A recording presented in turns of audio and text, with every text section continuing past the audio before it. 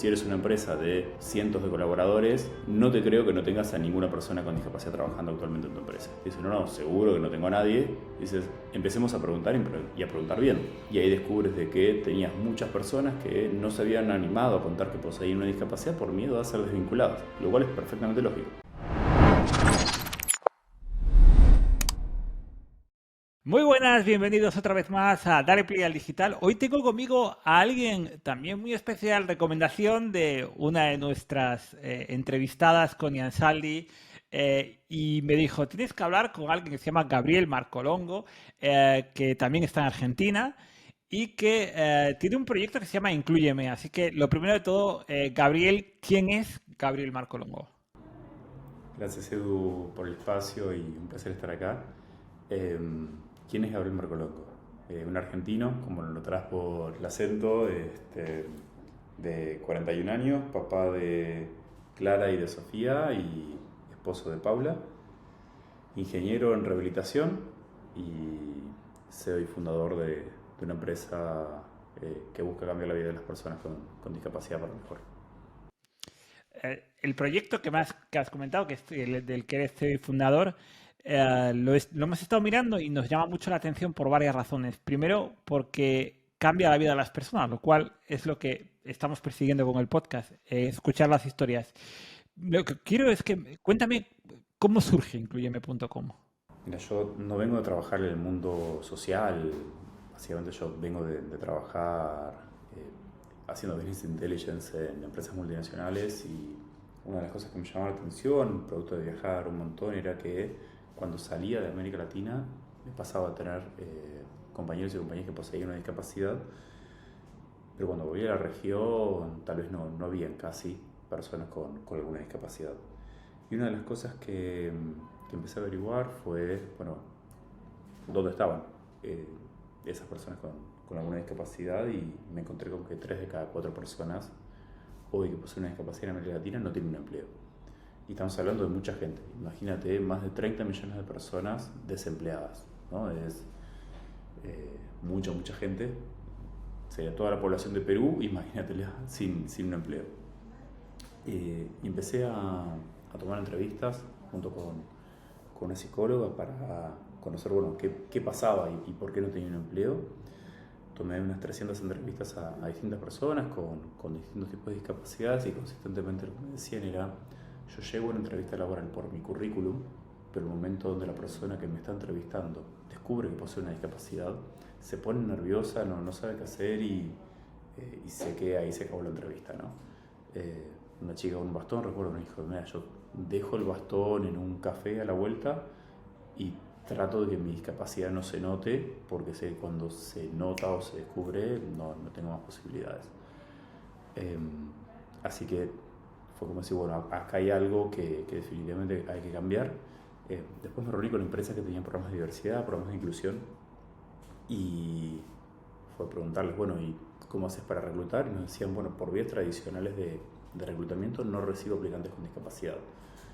Entonces fue decir, bueno, acá hay algo que tenemos que hacer para que se conozcan.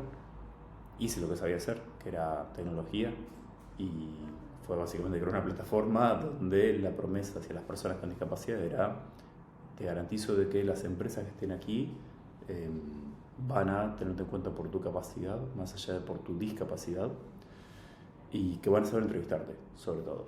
Y a las eh, empresas fue la promesa de, bueno, en menos de 24 horas vas a recibir aplicantes a tus búsquedas laborales.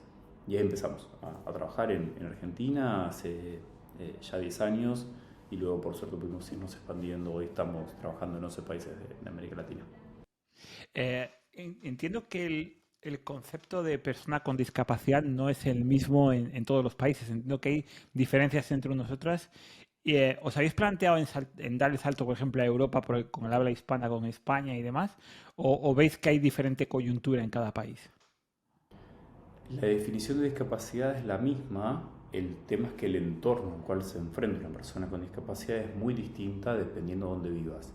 Digo, una cosa es salir a la calle en Toronto, donde está todo accesible y tienes acceso a un montón de cosas, o mismo sales a la calle en Madrid, y otra es sales a la calle en una ciudad promedio en América Latina. Digo, si bien se está mejorando un montón, las condiciones de accesibilidad son completamente distintas. Y en el caso de España, por ejemplo, ves que hay muchas personas con discapacidad en la calle, lo cual es muy positivo.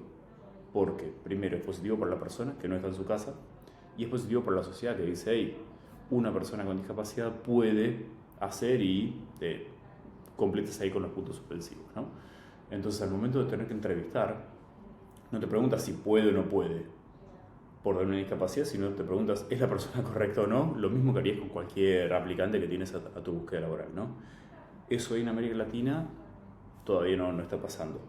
Hoy tenemos todavía más personas con discapacidad en su casa, producto de medios urbanos que no son accesibles, coberturas de salud que no son las que se necesitan, prestaciones sociales que son deficitarias, y ahí puedes armar un montón de cosas. Bueno, nosotros en empleo somos el último eslabón entre un montón de cosas que fallaron al momento de permitirle a una persona con discapacidad poder vivir una vida plena. Pero has comentado que uno de los objetivos que tiene vuestra plataforma es conectar a la empresa con la persona que tiene la discapacidad para facilitarle ese acceso al trabajo. Pero es lo único que hace Incluyeme.com, porque la tecnología entiendo que también os dotará de opciones para formar a esas personas, entiendo, ¿no? Correcto, y como bien dices Edu, no es lo único que hacemos 1000 locuras. Una de ellas fue identificar que teníamos cada vez más vacantes laborales, producto de hoy estamos trabajando con unas 600 empresas en todo tipo de industrias, y los requisitos para trabajar en estas empresas estaban a un nivel en el cual muchas personas, tales con discapacidad, no estaban llegando. Y en particular en lo que es tecnología, hoy, si sabes programar y hablas inglés, tienes muchísimas más posibilidades de conseguir trabajo que si no lo haces, ¿no? O si tienes habilidades digitales en general. Digo, hoy una persona que conoce diseño gráfico, su mercado laboral, si tiene las habilidades necesarias y es un buen diseñador, su mercado laboral es el mundo, ¿no? Entonces, desde hace unos años empezamos a formar en tecnología y casi sin quererlo nos convertimos en la mayor plataforma de formación de personas con discapacidad de la región. O sea, hoy estamos formando por año a 2000 personas con discapacidad en tecnología, y esto siempre tiene como premisa el entender, bueno, qué es lo que el mercado laboral está demandando para luego salir a formar en algo que el mercado laboral demande.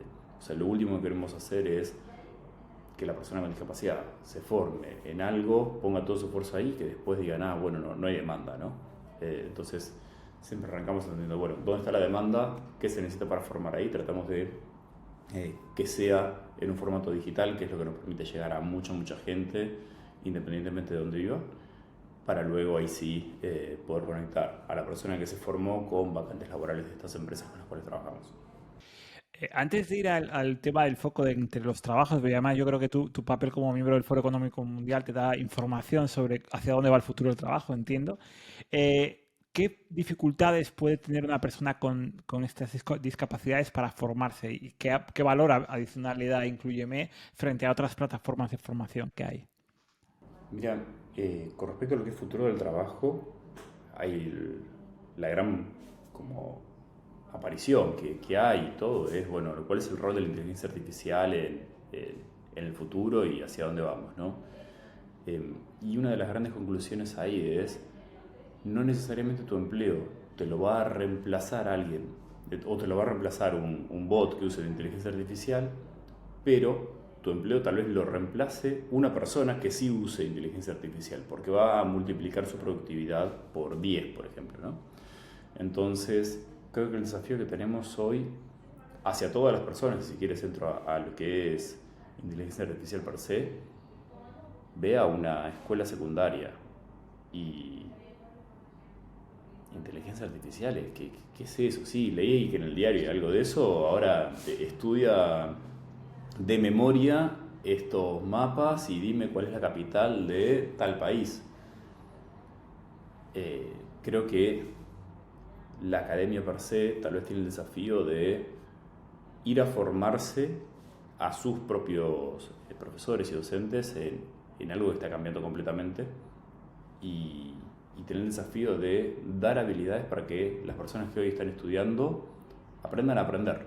Eso es como la clave, ¿no? Porque, de vuelta, antes, creo que en la época más de nuestros padres, era, bueno, personas que trabajaron en la misma empresa décadas.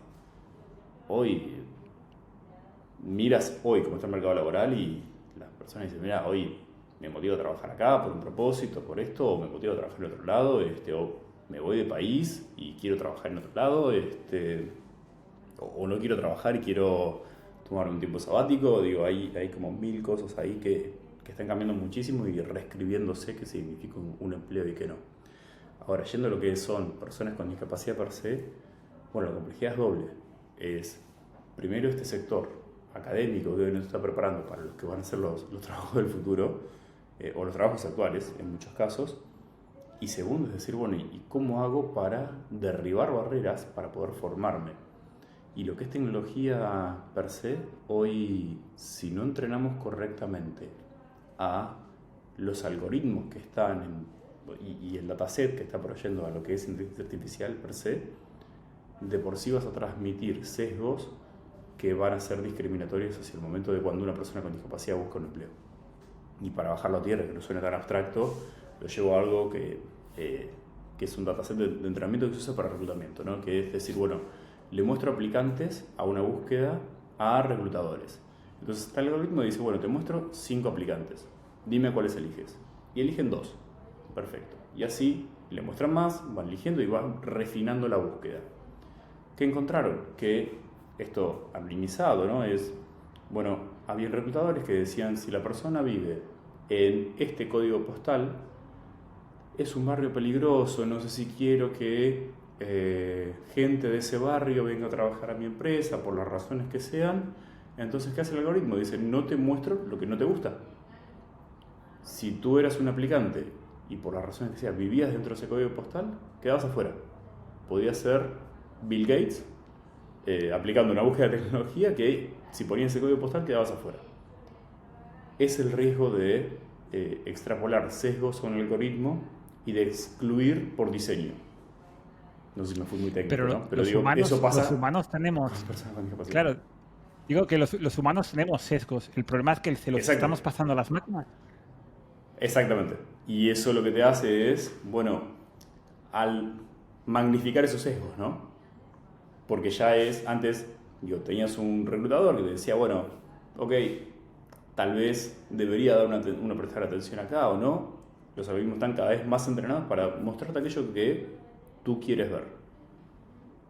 Digo, si ves el algoritmo de TikTok es perfecto. En eso Claro. es cocaína digital. No, logra su propósito, que es tenerte enganchado a la plataforma. Que estés ahí. El problema es quizás la gente se está dejando de cuestionar a los algoritmos. ¿Qué alternativa tengo, no? También te dicen por otro lado. Es, bueno, sí, mira, esto la verdad, no sé, las redes sociales son perjudiciales por 1000 cosas. Bueno, ¿y qué hago? Tengo un negocio. Tengo que vender, no sé, remeras, o playeras, o como se diga en los países. Justo tal vez elegí un mal ejemplo, zapatos.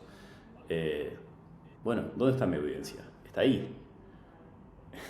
Entonces, por más que filosóficamente o lo que sea esté en contra, tengo que estar y tengo que seguir incentivando a que esa rueda gire, ¿no? Creo que es bastante compleja la discusión. Y quizás ahí el rol, ¿qué es lo que podríamos hacer para intentar evitar esto? Porque hace poco también pasó por el podcast Ana Danés, que es experta en IA responsable, es decir, en cómo intentar que estas empresas de tecnología que cada vez son más las que jugamos con inteligencia artificial, las que se ha democratizado el acceso a la inteligencia artificial, podamos evitar o tener protocolos para intentar reducir los sesgos. ¿Qué más podríamos llegar a hacer? Creo que es clave hoy que los datasets sean lo más diversos posible. Y cuando nutres de datasets correctos, eso te va minimizando sesgos. Así como hablo tal vez de la parte negativa, está la parte súper positiva, que es, hoy hay personas que se ven impedidas del habla, por ejemplo, que simplemente con usar tu mirada para señalar como partes de una pantalla, bueno, la inteligencia artificial va detectando hacia dónde quieres ir y te ayuda en toda una navegación que de otra forma no podría ser, ¿no? Eh, la tecnología al final del día es una herramienta y creo que el uso responsable de esa herramienta y entrenarla correctamente es lo que permitiría que más personas puedan, en este caso, mejorar sus condiciones de vida, ¿no?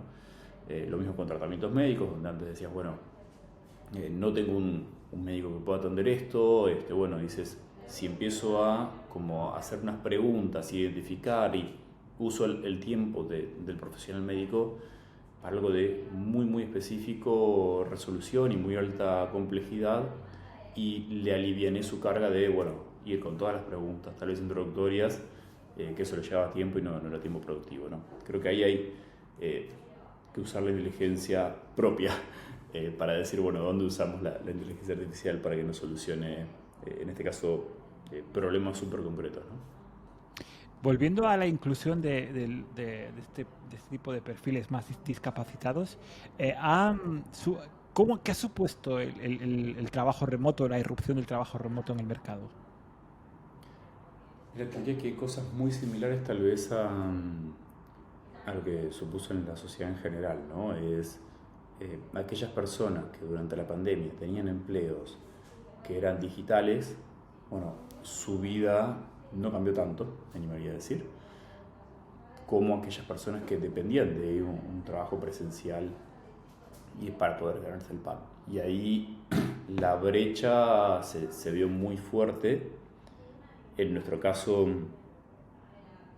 pasamos de tener consultas de cómo hacemos para buscar empleo o cómo consigo empleo a tengo tal familiar que perdió su empleo y tengo un tema de violencia familiar en mi casa porque se desquita conmigo, porque piensa que yo soy la raíz de sus males y soy una persona sorda y el gobierno de turno habilitó una línea de llamadas y cómo me comunico para decir que estoy pasando por esto.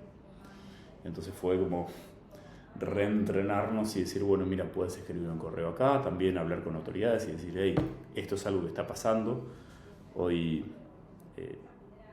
por suerte, bueno, ya ese escenario de pandemia creo que cambió radicalmente y estamos en algo, no te diría igual al antes de la pandemia, pero sí creo que lo que trajo es tal vez el cuestionamiento de ¿en serio tenemos que ir a una oficina para llevar adelante un trabajo que podría ser digital?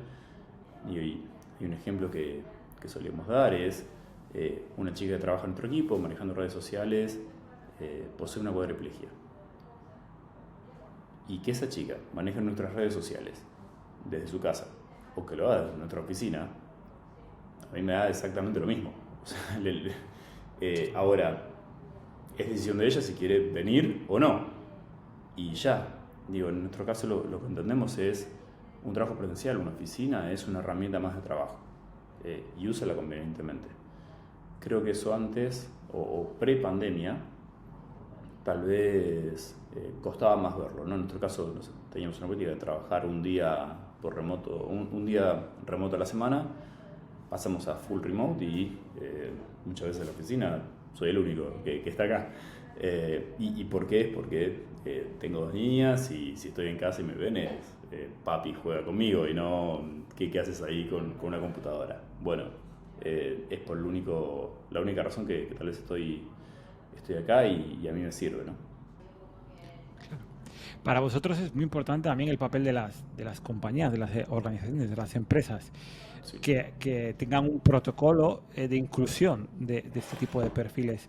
¿Cómo se encuentran en este punto los países de Latinoamérica? ¿Hay un porcentaje amplio de empresas? Y una segunda pregunta relacionada con esto. ¿Qué parte es de fachada y qué parte realmente está introducido dentro de su protocolo interno? Porque quizás también hay mucha publicidad en esto. Qué preguntas fáciles, ¿no? Te diría ojalá más empresas tuvieran un protocolo. Hoy lo que tenemos, y cada vez más por suerte, es ganas de entender de qué se trata y con ese insumo podemos hacer muchas cosas. Lo peor que nos puede pasar es que nos digan, me bajaron una política de casa matriz, tengo que hacer esto y dame a alguien para cumplir, ¿no? Y en muchos casos eso te das cuenta porque te dicen, dame a alguien para la recepción y con una discapacidad que se vea. Bueno, listo, ahí dices, esto no es inclusión, ¿no? Entonces, con eso empezamos como a tirar de la soga y simplemente usando una metodología que me enseñó de las nenas mías, que es el preguntar por qué muchas veces algo. Y es, bueno, ¿y por qué quieres que haya una persona? ¿Y por qué? ¿Y por qué? Hasta que indagas, le dices, bueno, me bajaron esto y no sé qué hacer. Y dices, bueno, ok, vamos a hacer que esto pase, pero vamos a hacer que esto pase bien. Entonces, primero es, digo, si eres una empresa de cientos de colaboradores, no te creo que no tengas a ninguna persona con discapacidad trabajando actualmente en tu empresa. Dices, no, seguro que no tengo a nadie. Dices, empecemos a preguntar y a preguntar bien. Y ahí descubres de que tenías muchas personas que no se habían animado a contar que poseían una discapacidad por miedo a ser desvinculadas, lo cual es perfectamente lógico. Ahora, cuando dices, bueno, no vas a ser desvinculado, queremos entender si, cómo estás, si tu discapacidad hoy te es una barrera para llevar adelante tu trabajo, o si eres familiar de una persona con discapacidad y necesitas, no sé, ir a buscar a tus niños antes, por la razón que sea, un día a la semana. Bueno, esto tenemos que tratar de darte herramientas para que sea una herramienta que puedas dar, ¿no? Una vez que tenemos esos datos, lo que hacemos es trabajar en, bueno, cuáles son los puntos principales de dolor que aparecen ahí en un diagnóstico, y después empezamos a trabajar en un plan que implica formaciones de qué significa una discapacidad, qué no significa una discapacidad, para por último ir a empleo. Como el empleo es una consecuencia de un entorno laboral lo más inclusivo posible. ¿Qué implica en este caso empresas que notas que lo hacen, aquí decimos para la foto tal vez, ¿no? Eh, Creo que hoy el ojo está bastante entrenado y también del público en general y muchas veces ves en redes sociales cosas publicadas por empresas que les vuelven como un boomerang en algunos casos, donde los consumidores le dicen, no te creo, y no te creo por esto y esto otro. Entonces,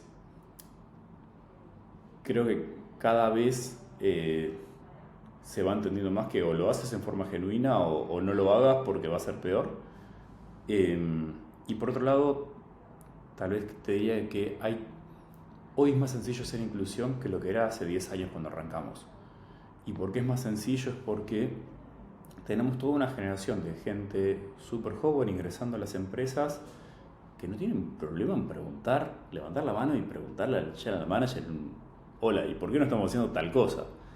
Eh, Eso cuando yo entré al mercado laboral entraba el general manager, nadie hablaba, todo bien. Cambió radicalmente, ¿no? Y no me siento tan distante de esa generación, pero por otro lado cada vez me estoy sintiendo más distante. Pero está bien, digo que se pregunten esas cosas y que sea, si es algo que está en los pasillos, bueno, que efectivamente esté en la agenda, ¿no? Y tenemos bancos con los cuales trabajábamos hace muchos años que te decían, no, acá no puede venir una persona que tenga un piercing o un tatuaje. Y decías, ¿qué te cambia, no? O sea, si, no sé, tiene que ser cajero, contar billetes. Nada, y hoy ves que eso por suerte cambió y hay tal vez ahí todo un proceso que está embarcándose.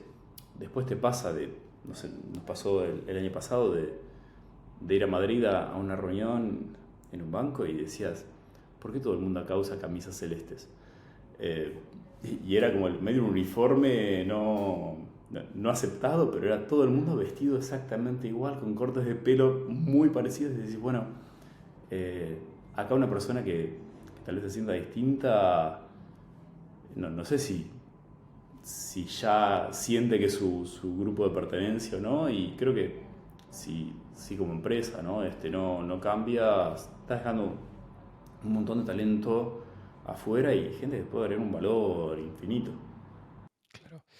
Como miembro del Foro Económico Mundial, sé que hace poco ha sacado este organismo ha sacado un estudio sobre justo el futuro del trabajo, el reporte o el informe del futuro del trabajo. ¿Cómo se dibuja el futuro del trabajo? ¿Cómo se está viendo hacia dónde va? Porque algo parece indicarnos que estamos en una quinta revolución industrial.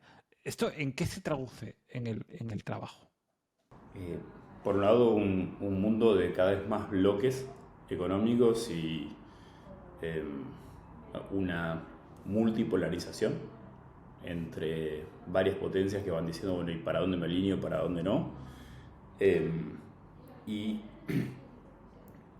una carrera muy, muy fuerte en, bueno, quien más avance en lo que es tener a su población lo más formada posible y use nuevas tecnologías para que esa población sea lo más productiva posible, va a estar en unas muchas mejores condiciones para afrontar un mundo que va a cambiar cada vez más rápido y más frecuentemente, ¿no?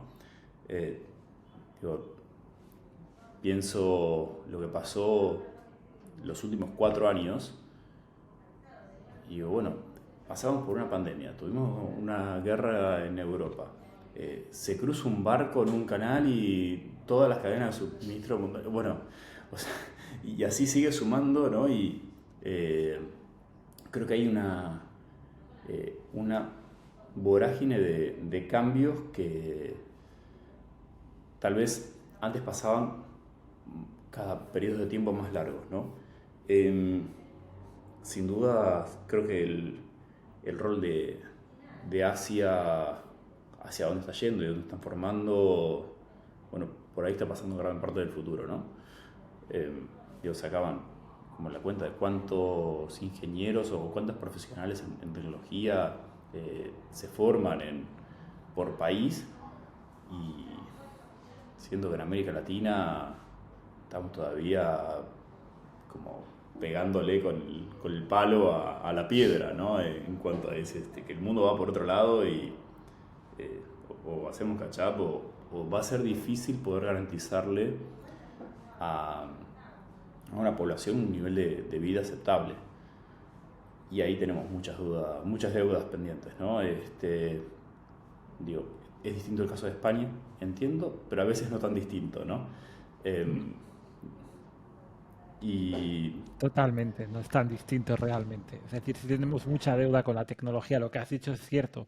Hay países asiáticos y o americanos, la parte de Norteamérica y demás, que están yendo hacia la tecnología. De hecho, has comentado algo que dentro de incluyeme.com vosotros, claro, también tenéis que buscar dónde hay oportunidades laborales, es decir, qué tipo de trabajo se está demandando para dar formación. ¿Qué os estáis encontrando? ¿Cuáles son esos puestos que están ahora en una guerra de talento? hace 2 años la respuesta era una, que era, bueno, programación, sin dudas. Hoy la respuesta, te diría, cambió o está cambiando muy, muy rápido. O sea, hubieron muchísimas desvinculaciones en el sector tecnológico y eso hizo de que antes las empresas estaban en, bueno, voy a talento super junior y lo desarrollo in-house. Hoy está en, hey, hay ya mucho más talento disponible, no tan junior, entonces no es que no haya demanda de perfiles de tecnología, pero cambió radicalmente. Eh, Creo que hoy está muy muy fuerte nuevas profesiones. Tenemos empresas que nos están pidiendo, bueno, dame gente que sepa entrenar algoritmos. Y ahí hay algo que entendemos que están haciendo súper fuerte. Y luego, o sea, hay como un gap súper grande dependiendo cómo esté la economía de tu país. Digo esto siendo argentino y estando en Argentina, donde la economía de nuestro país, no importa el momento donde escuches este podcast, estamos mal y vamos peor. Eh, pero eh, con situaciones donde, por ejemplo, el caso de México, con todo lo que es nearshoring, a través de lo que es esta polarización del mundo, te dicen, bueno, tengo más demanda de perfiles operativos porque tienen que suplir de una forma confiable a Estados Unidos. Entonces, bueno, ahí hay mucha demanda de perfiles operativos. Eh, y luego va cambiando mucho de país a país qué se está demandando, digo, recursos minerales en muchos casos, entonces minería está súper fuerte en los mercados, en otros con todo lo que es oil and gas y lo que es Rusia, dices, bueno, acá hay muchos perfiles que están demandando esto, y seguramente la foto que te estoy contando hoy cambia radicalmente de acá a unos meses, ¿no?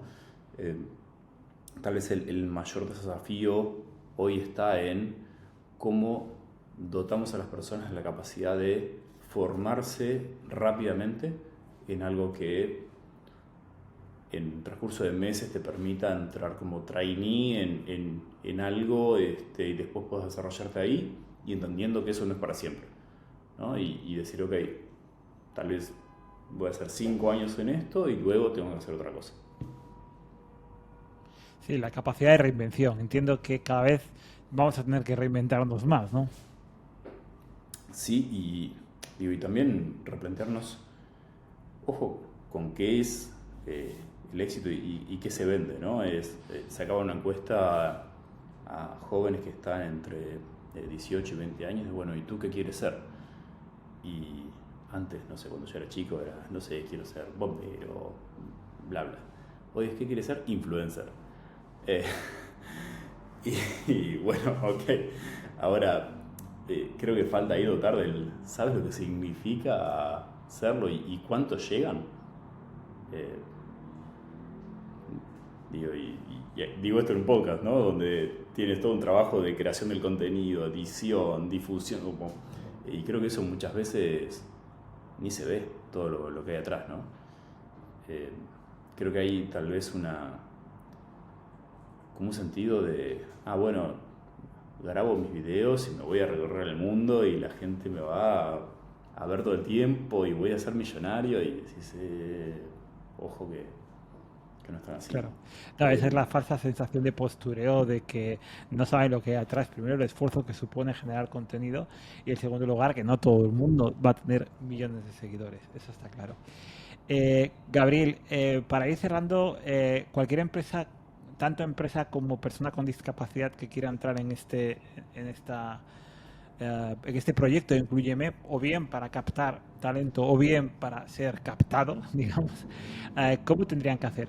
¿Cuál es el proceso? Ingresar a www.incluyeme.com y ahí simplemente indicar en qué país te encuentras y si eres una persona con discapacidad, cargar tu CV y completar tu perfil. Sobre todo lo que ponemos es el foco en qué puedes hacer y foco en las habilidades más allá de tu discapacidad per se. Y si eres una empresa, simplemente ir a la parte de empresas y decir, hola, que estoy buscando ser una empresa cada vez más inclusiva, y ahí completo tus datos y ya nos ponemos en contacto con la persona de esa empresa que esté buscando incluir. Tratamos de hacerlo lo más simple posible. Perfecto, bueno, Detrás hay mucha complejidad. Claro, ¿no? no, eso, que sea sencillo y usable, está claro. Gabriel, pues muchas gracias por 2 razones. Primero, por estar en este proyecto social, donde seguro que todos los oyentes conocen a alguien que tiene alguna discapacidad. Y el hecho me ha llamado mucho la atención de este dato que das de que 3 de cada 4 en Latinoamérica no tienen empleo. Esto es un drama, no es un problema, es un drama.